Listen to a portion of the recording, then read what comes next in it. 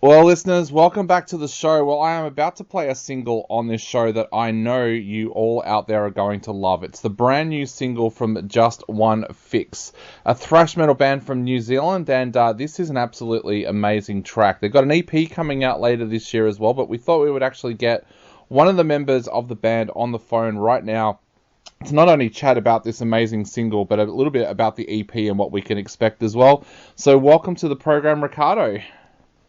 Hey, thanks very much for having us, man. How you doing? I am going really well, mate. This is an absolutely fantastic track, Thorns. We are so proud to be able to play it on our show. Tell us a little bit about how this song came into being.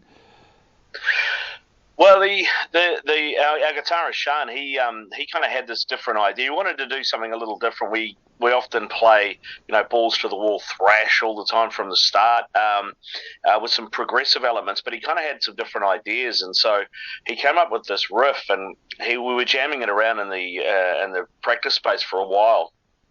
And it just slowly grew into what you're hearing now. But I write all the lyrics and sing as well, so there's part of me that kind of sits back in my head and I listen to what's going on and I try and vibe with whatever the music is kind of telling me, try and connect to the music if you like. And I got some ideas, and then we basically I wrote basically the lyric pattern and came up with some melody lines, some vocal melodies and things. And to be fair, I mean, I know I don't sound anything like him, but there are a couple of things in there where I kind of, in my mind as I was writing the melody lines, the vocal lines, was thinking about Serge Tankian and System, and just trying to do something a little different from what I normally do, and I hope that comes across. Yeah, definitely. The other thing that comes across in this is like what you said. This moves away from, or brings in more to that thrash kind of sound. There's like real tribal beats in here, and there's a bit of doom and a bit of groove in there as well. Talk us through that. Was that something that the band had spoken about wanting to do with this new EP? Yeah, we were always kind of evolving ourselves. If you go back to our first album, The Price of Salvation, it was very much an old school thrash record, pretty much straight ahead, with a couple of, I guess, what you'd call nowadays probably hard rock songs. And then Blood Horizon was very much in the kind of Slayer vein, and then Let Them Hate, So Long As They Fear, had a few more progressive elements. We got a song on that album called For a Zeta Moon, and that's about 10 minutes long, and that does a whole bunch of different stuff. There's another track on that record as well called Sons of Cain, which, while we were writing it and didn't have a title for it yet, we called it Thrashtodon, because it had a lot of kind of, to us, mastodon-y elements, but it was still thrash. So it's been definitely growing, been an involvement, an evolution, and that's come across vocally as well, changed sort of my vocal approach to things, but also just not being afraid to, have we finished telling the story? Does this feel complete yet? It doesn't have to be 4 minutes. It doesn't. We're not Taylor Swift. You know what I mean? Yeah. We can express ourselves as long as we need to, and there's certainly been a bit of that come into it as well, which I said we explored on Let Them Hate. This album we kind of brought a little bit back. The songs are a little bit shorter, a little bit more concise, but still that wanting to explore different things. I mean, the tribal beats that you mentioned, there's certainly Ross, our drummer, he's played in a couple of death metal bands as well, and big Sepultura fans, and so I think some of that goes back to some of that, and then like you say, we listen to all sorts of different stuff and are influenced by all sorts of different stuff. So yeah, it slowly takes shape, and I think the really good thing about that is, as nice as it is to have people say, oh, you sound like this band or you sound like that band, when people go, it kind of sounds like this, but it kind of sounds like that, and it sounds like this, and they can't really quantify what you sound like, and I think that's really when you've got your fingerprint sorted. Definitely. You mentioned there about changing your vocal stylings as well. Was that a difficult process for you? Was that tough?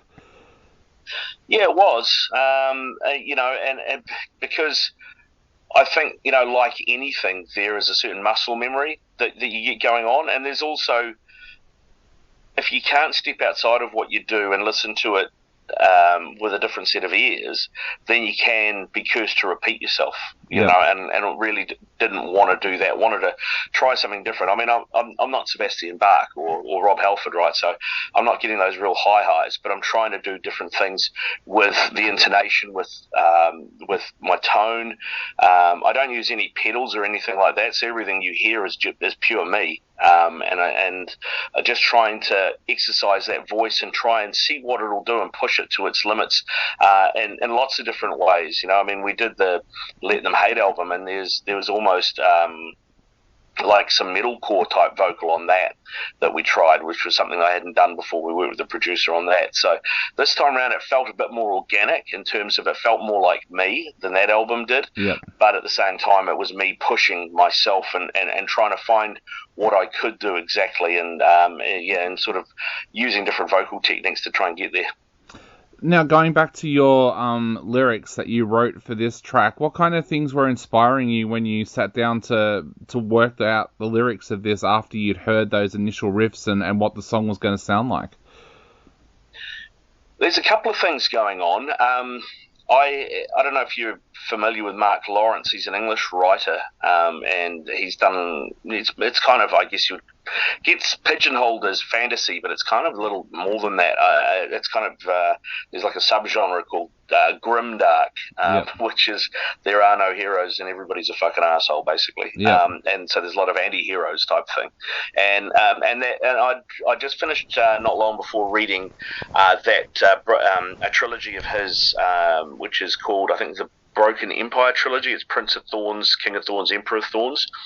And so some of the lyrics are taken face value from that story, but at the same time, it's kind of, I think what Mark was trying to say, what the story he was trying to tell, is it's just about the scars we carry and then how we carry those, but present ourselves to the world. And that's basically what the song is about, you know. So it's about the mask we carry every day. It's a mask that, you know, this is how we think society wants us to be. This is how I believe that people need to see me to be comfortable with me, because, you know, we've all got scars, and we're not all grown as straight pines. There's a lot of twisted people around, and it's just about, I guess, how you go through life without letting people know just how twisted you are. Definitely, yeah. And is that something that you further explore on the EP as well? Like, what can our listeners expect from the EP? I know it's coming out later in the year, but are those some of the similar themes that you explore on the EP? There's a few different things on there. I mean, there's a song called Hades Rising, which is effectively, it's an anti-war song. It's just like, you know, we've been here before, we're doing it again. Effectively, that's what that song's about. Warzone it has touches on that as well, although that I'm a big horror, sci-fi, fantasy guy, and there's a little bit of the Black Obsidian in that, you know, which is there's a couple of books, a few movies as well that features in, and it's basically about, you know, sort of the horrors of war, but then you multiply that with this kind of weird Lovecraftian horror element, and that kind of was the idea behind that one. Then we've got Thorns, we've talked about. Gods and Devils, I guess, is slightly different again. There's a French philosopher, Denis Diderot, who I've read a bit about, and one of the prime tenets of his philosophy is that man will never truly be free until the last king is strangled with the entrails of the last priest. And, you know, he was around in the French Revolution and was quite influential at that point in time. So you can kind of see where he was coming from. And so Gods and Devils is basically taking that to the extreme as an idea.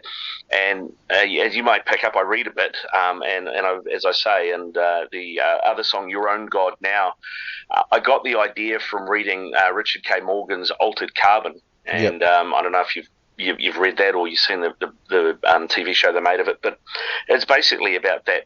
If you've got enough money, you can become immortal, and at what point of being able to be immortal do you just go, you know what, I'm just sick of living, I've had enough. I'm like, because at some point, whatever your essence is, if you want to call it your soul, whatever, at some point that's going to wear out, you're going to get tired, and then what do you do? And so that's kind of where that song goes as well. That sounds absolutely amazing. Have you got a rough idea now when the EP might be coming out so that our listeners can kind of save the date? Yeah, well, it's out now. It Okay. only came out on Friday, though. It only came out on Friday, so we've only just dropped it. So it's available on all Bandcamp and Spotify, etc. On all of those. We've got it available physically here through the band socials as well, and at JB Hi-Fi in New Zealand. And we're talking to JB Hi-Fi at the moment to see if we can get a physical release out in Australia as well. Awesome. So what are the plans now for the rest of this year? You guys have done some shows with some amazing bands over the year. Like I could list them right now, like Korn, Bullet for My Valentine, Megadeth, Sepultura, the list goes on. What have you guys got planned for the rest of this year? Well, we've just done a few shows already this year around the EP, and then we're going to slowly roll out shows down country as we can do them, because we've all got full-time jobs, obviously. So it's just getting out and getting amongst it when we can. So that is the plan for there. We have been talking to a couple of guys who run festivals over your way. We really want to get to Australia and play some shows later on this year, or maybe early next year. So we're just sort of prodding the old fire on that one and trying to get a few things happening. And then it hasn't been announced yet, so I can't really say anything, but there's a couple of internationals coming down under sort of September, October, and the conversations we've had looks like we could be involved in those shows as well. So that'd be fantastic to spread the word. Awesome. That'll be absolutely fantastic. Well, mate, we are going to play Thorns on our show right now, and we hope that a lot of our listeners out there will go out and grab a copy of Submit or Death as well, because this is, this single I think is going to make a lot of people want to hunt down your music. So, mate, thank you so much for taking the time to chat to us today. And to finish off, what would you like to say to people out there before they listen to the EP and before they listen to Thorns? What would I like to say? Oh, wow. Okay. I would like to say, hey, listen, thanks very much for checking us out. I would say, go and support the band, do what you do. Go and see a local show, go and support local bands. I know it's something that gets hammered home, but, once upon a time, Pantera, Metallica, Iron Maiden, Black Sabbath were all local bands. Look where they are now. So go out, support your local bands, support your local scene, buy local music, and you'll get rewarded in the long run. Awesome. Well, thank you so much, Ricardo. And for all of our listeners out there, this is Thorns right now on Subculture After Dark.